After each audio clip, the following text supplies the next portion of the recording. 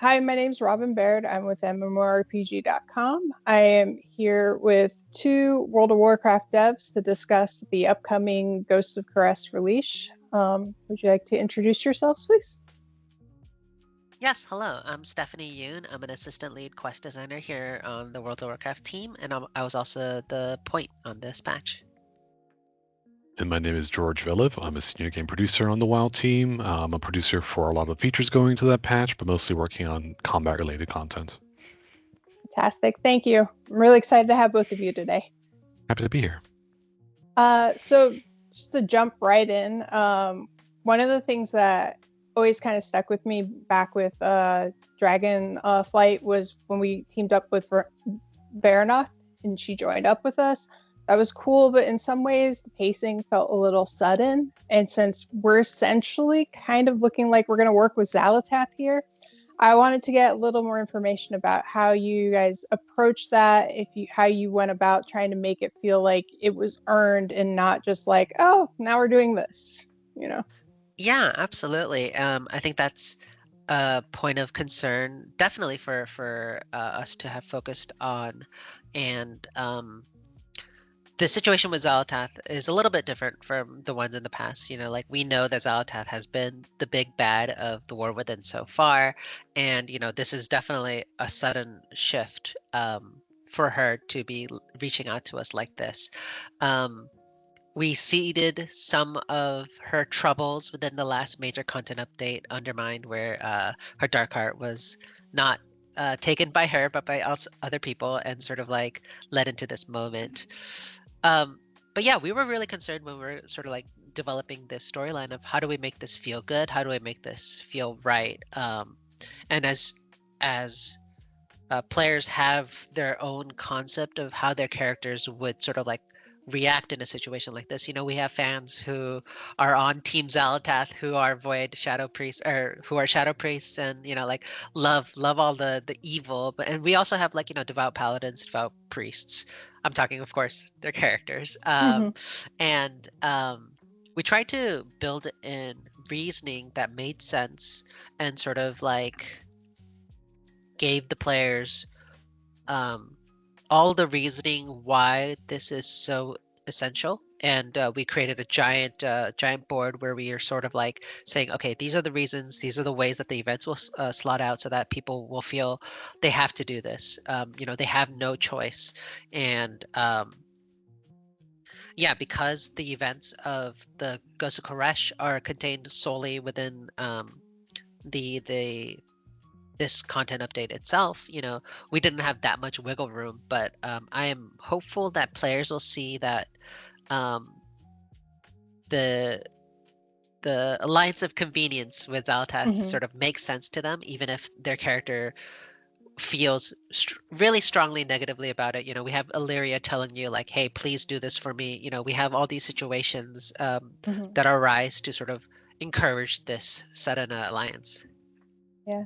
I will say it's one thing that was reassuring to me was to see that Illyria was reticent about it too. Like, because if she had just gone into it and been like, oh yeah, sure, it would have felt really weird, like extremely weird. Yeah, absolutely. And like the creative leadership and the designers who worked on this, we held like a weekly writers room where we talked about, hey, how do we approach this? Like how does Illyria feel about this? How does Locust Walker feel about this? How does Venari feel about this? Like, and we tried to be true to all of the characters' motivations as we progressed forward with the campaign.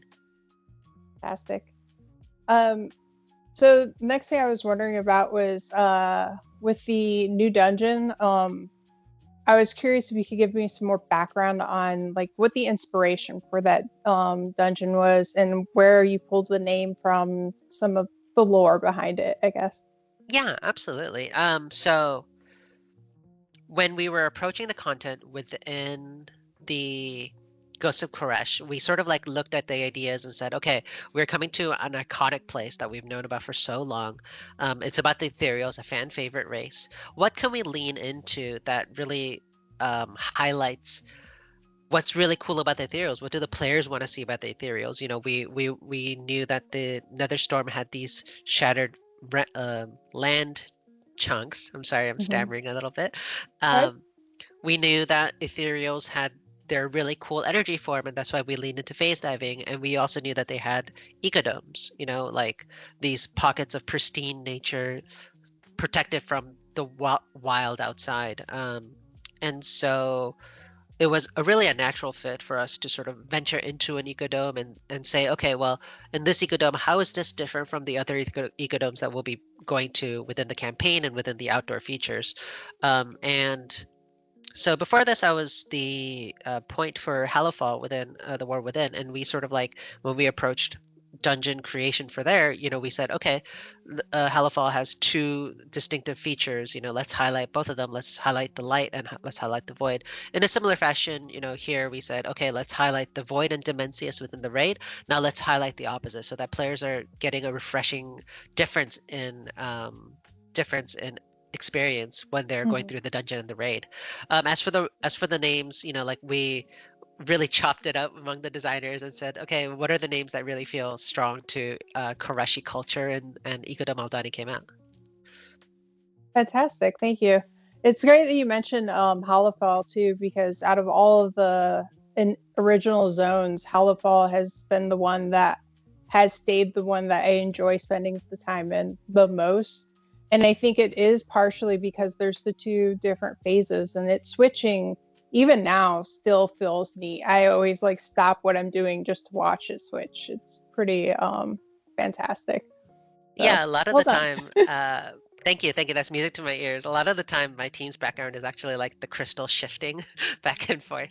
I really love it. That's fantastic. So switching more over to the new raid a little bit and looking at that.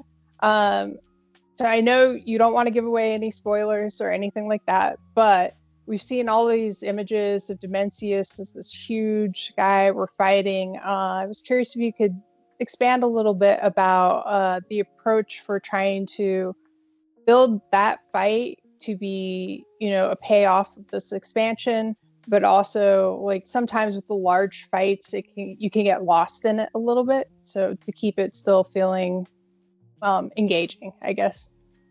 Yeah, certainly. It's certainly, I like that you use the word huge. It's a huge encounter in many ways, and I'm super excited for people to actually get in there and check it out for the first time. To your question regarding like how we approach designing it, yeah, like we've made encounters in the past where, you know, maybe you're fighting someone's toenails for a good, you know, couple minutes. We don't want to do that. We're also cognizant of the fact that maybe some encounters have lasted too long, and we don't really want to do that either. So as we were approaching designing Dimensius, we sort of focus a lot on like how can we incorporate different sort of aspects of the gameplay in the ways that feel fresh while also not overstaying its welcome. At the end of the day, I can't really say too much because we don't want to spoil things, but I think it's certainly deserving of, you know, a character like Dimensius, and it'll be very, very much filled with spectacle. So I'm super excited to see people log on for the first time. We have a bunch of TVs around the office, and all like the Twitch streams are up, and people are like looking at it for the first time. So that's always a really fun part of the season. Yeah. I main a Guardian Druid, so I'm one of the people who's like always right up in the boss's knees or whatever. So sometimes I miss the what's going on. So I'm hopeful that like I'll be able to see it as well. I was reminded recently doing the collector's bounty. I was going back to Nighthold, and there's the Starcaller fight. And that whole room opens up, and like I'd never really appreciated as a tank just everything that is going on up there. And so when I went back, like he could be hitting me and I wouldn't care because he wouldn't be doing damage, so I could just actually take a look around. And so I hope that it is like as amazing as you described, but I also hope I'll be able to like enjoy it some as a tank. I don't want to say too much, but I think you'll be pleasantly surprised. Oh, fantastic. And shout outs to our arts and our team and the encounters team. They do such a gorgeous job every time. Oh yeah, especially this expansion as a whole. The raids, I've just really enjoyed all of them. They're like the perfect length for me. The fights, I've enjoyed them. There's some fights like Six Bunk Junker, which frustrates me, but like even that one's not a bad fight. You know, there's still fun things about it. So you guys have done a really good job with that. Thinking more in the raid still, like the new Manaforge Vandos Renown check. you go into some more details? Exactly how will it work? Will it be the same as the Bellagio Loyalty Rewards Club in terms of pacing and how you earn the renown? Yeah, certainly. In terms of how it sort of compares to the rewards club, it's very similar. We use that as the baseline when designing the Mana Forge Vandals. The only thing that's sort of the bigger difference is only 15 renown tracks or ranks this time instead of 20, so there's less sort of work to catch up on. But overall, we were pleased with how we handled the renown track in the previous season, so we're just taking that and moving it forward. To just clarify, because I've seen some different explanations of it floating around. So will it be you get renown from each boss once per week regardless of difficulty? That's the current plan. Yep. Fantastic. Thank you. And another thing, so this in my brain is tied even though it ended up being separate, but are you guys currently planning to bring back Dinar again in the next season? It's a really good question. Right now, we're can't talk too much about, future updates like Dinar. Overall, we were really happy with how it turned out last season, and we got a bunch of great feedback that we'll be taking going forward. So we don't have anything sort of new to share for Dinar in future seasons. That being said, we've done it in the past, so it's certainly not a table for us to do it again, but it's a little bit outside of the scope of what we're currently sort of, comfortable talking about. Yeah.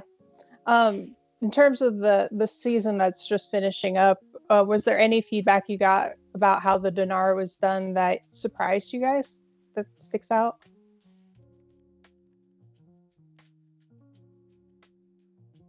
Not particularly. I think we got a lot of feedback pretty early on about Mythic Plus integration with it, and we think we did a really good job of satisfying that player base.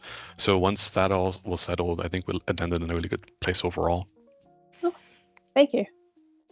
One thing I was wondering about was with the Reshi wraps. I read that when you use them in a delve, you could see you have a chance to see echoes of like your other friends when they were in their delves. To me, that sounds a lot like in Bloodborne, when you would die, you would leave the little which I loved that whole mechanic. I was curious if that was along the lines of what you guys were doing or if it's a little bit different. Yeah, there's a lot of sort of asynchronous features coming into delves for Ghost of Koresh. All of us here are avid gamers, so we take inspiration from things that we enjoy in other games. There's delves are mostly small party and single player option, but we want to encourage players to remember, hey, there's so many of us sort of like going through this at the same time. There's a lot of features that I don't really want to go into all of them right now, but there's things like slayers, which are creatures that have killed another player within the same delve, and you'll be able to encounter them and see them that says slayer of person and things like that. And it gives you a buff if you manage to slay them. And there's sort of gravestones, which will mark where other players have died, and things like that really encourage the feeling of remembering that, hey, yes, we are in this singular delve, but we are in World of Warcraft. There's others. You're not alone. Yeah, that's really cool. Thank you. So then switching over to Mythic Plus, outside of raiding, Mythic Plus is one of the areas I spend the majority of my time. This season I actually made it to 3K, which is the farthest I've gone. I've mostly not had a reason to push that far, so you guys gave me a carrot. But I really enjoyed it. I just wanted to check in and see if my experience of Mythic Plus, which was the season, felt overall really good and better than the first season, if that aligns with what you guys are seeing in the data and all that, and what you're planning for next season. Sure. First of all, I'm so happy to hear that you had a good time with the Mythic Plus season. That's awesome. In terms of how we've taken the season overall, yeah, the feedback has been overall quite positive, and it's super heartening to read that. And we're using sort of the things that we did this season and modeling that for future seasons going forward. Sorry, last season, modeling that for future seasons going forward. So overall, yeah, we're super happy with how it turned out. We couldn't ask for more. It's fantastic. One of the things that I am a little concerned with is I have kind of a love-hate relationship with the voting on dungeons. Because I feel like personally that sometimes people vote not necessarily on the dungeon they like the most, but like on gear, or because they think it'd be funny to make those people do that dungeon or whatever. So I was kind of curious how the voting on the dev side is turning out. If you guys are going to keep going with that, or if you're making adjustments, just along those lines. Sure. Yeah, voting's been quite interesting. We started doing it a couple years ago, and it's been something we just like doing sometimes. In general, we want to give the community the opportunities to have a say in the dungeon pool from time to time. Naturally, with voting, that means that not everyone will be happy with the final selection. For me, I think that comes based off of what people want from a Mythic Plus pool. Some people may want to do the aesthetics, some people want to do the rewards, or they just want to find certain dungeons being more fun to play. So in terms of are we happy with it? Yeah, we do like doing it from time to time, and we're overall happy with how it's turning out. And in terms of people chasing, voting for specific dungeons only for specific reasons, that's totally valid. I mean, everyone approaches World of Warcraft differently, so everyone should have a voice. That's true. I think I'm still a little scarred from the Grim World Depot being voted in a few years back. So I was like, come on. I was like, why are we doing this?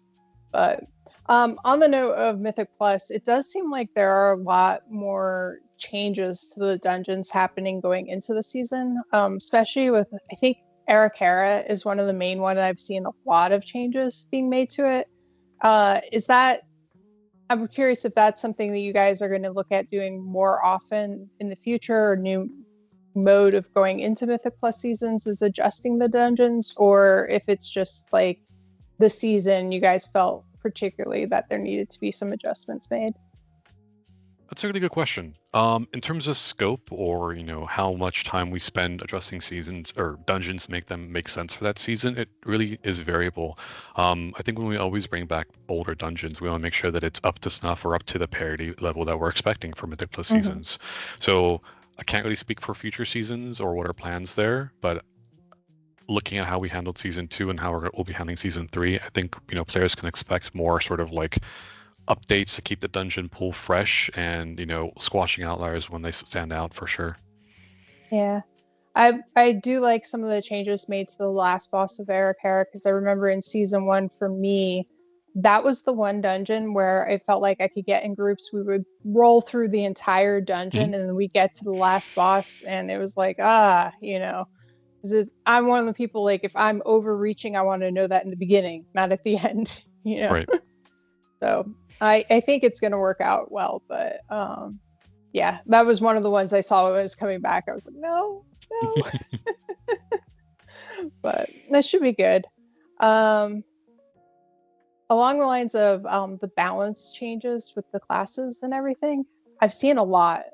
There's been some buffs and nerfs and going all over, and I don't want to delve into any one specific too much, but I think there's a little confusion in the community about what the goal is with balance, because I know the balance isn't, especially for DPS, for everybody to do the same amount of damage, right? That would be ridiculous.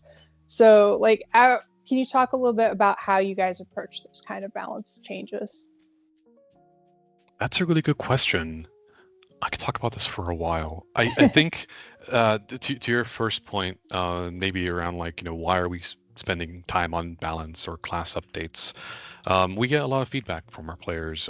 There are certain things that we feel comfortable acting on in terms of feedback over the course of the season. We do a lot of tuning hotfixes, moving something up and down just to make sure the season's healthy. But there are things that don't really make sense via hotfix, and we sort of want to bundle those up and release them on a season, like Ghost of Koresh.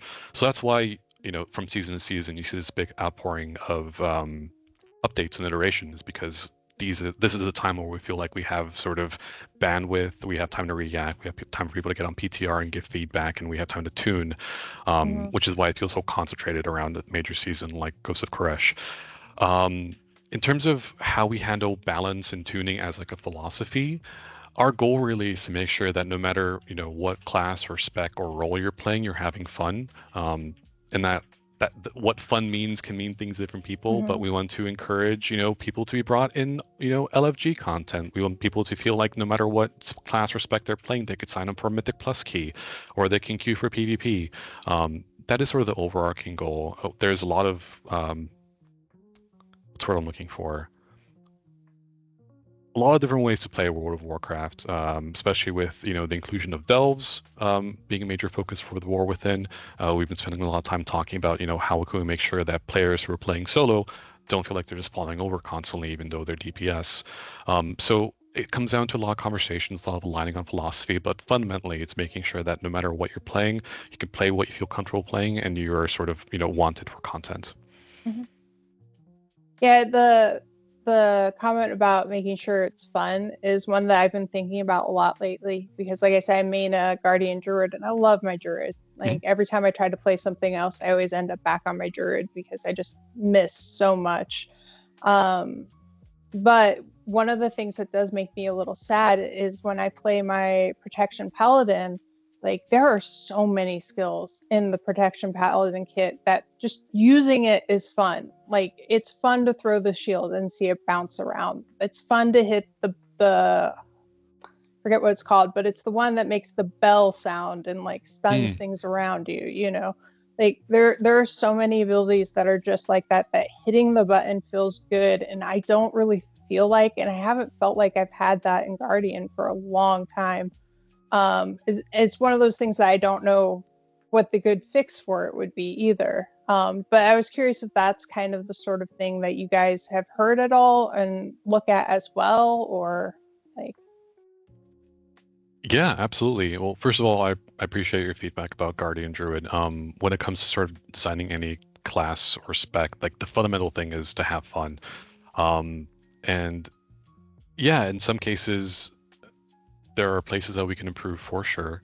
We try to do a lot with hero talents this time around to add another layer of gameplay or complexity, and we've gotten a lot of feedback over the past couple of seasons on ways that we can improve, and we're looking to make a lot of changes in Season 3. In terms of adding new buttons or things like that, we generally try to keep those out of a season because we understand that both by adding buttons or removing buttons, it might not make everyone happy. Sometimes there's a button that we feel like, oh, we know this is one that we don't really want to support anymore because it's tracking or it just doesn't feel necessary. But there's people who have a long history with that button and they really enjoy it, and for them that makes a spec. Like for example, I'm much like you. I play a lot of healers, but I always go back to Resto Shaman. So if there was something that was removed from Resto Shaman, I'd feel very strongly about it. And we want to avoid making changes like that on seasonal boundary because we want to give changes like that time to sort of breathe and give ourselves the opportunity to react to them. So that's sort of how we approach things. I think there's always room for improvement on the class side, and we're always open to updates when appropriate. But that's kind of how we approach seasons, if that makes sense. Yeah. No, you remind me too. I've been playing Mop class a lot, and I forgot how much I liked Symbiosis as a spell. Like getting to mess with that again, I was like, oh yeah, this was cool. Like it was interesting. So there's always like you take things away and you add them. There's always like, no matter what you do, there's going to be somebody who's like, but that was my thing. Yep. So. I also loved Symbiosis quite a lot. I thought it was super cool. Yeah, like we have a little bit of it in the talent tree on the Guardian where we can like link with somebody and share healing, but it's just not the same. Like the way that it was such a unique skill. So yeah. I play Warrior and Retribution Paladin, so I can't relate to either of you. I just Unga Bunga and just hit the... Nice. That's funny. Actually, originally I was a warrior, and I refused to go protection in vanilla. I was a fury warrior. I PvP'd that way. I climbed the ranks in PvP as fury. I was a class lead and like made sure I had good tanks, so I didn't have to tank. Like I was very on that. But all right, so last thing before I let you guys go on to your very important other things you have to do. I just wanted to get a quick hit in with you of what you're looking forward to seeing players get in and doing or experiencing in the patch that you can say anyways. I can jump in first. something that I really enjoy about any season that we do is seeing all the streams pop up at the same time, seeing people jump into the raid for the first time. We have like the multi-Twitch set up on some of our PCs, or we have like a bunch of streamers like playing it. Seeing people's reactions to like encounter mechanics and just like jumping in and seeing what like the meta turns into, like seeing the comp for the race of the world first. That's something that I get a lot of satisfaction out of. So it's just seeing how people like enjoy the season and how they progress through the season that gives me a lot of like, job validation, so to speak. Awesome. Yeah, similarly, like the reaction to the players is my favorite thing, absolute favorite thing. Whenever I'm the point of something I really love, trying to keep as wide net possible, and then whenever a player discovers something, I try to like message the designer who put it in and be like, hey, look, this person is reacting to your thing right now, things like that, and it feels so fulfilling to see players enjoy the fruit of our labors. Fantastic. Well, thank you both for spending the time with me. It was a great conversation, and I cannot wait to jump into this all on live and share it with my guildies and everybody else. Thanks for having us. And same, I can't wait to jump in with my guild too. Yeah, thank you so much. Thank you.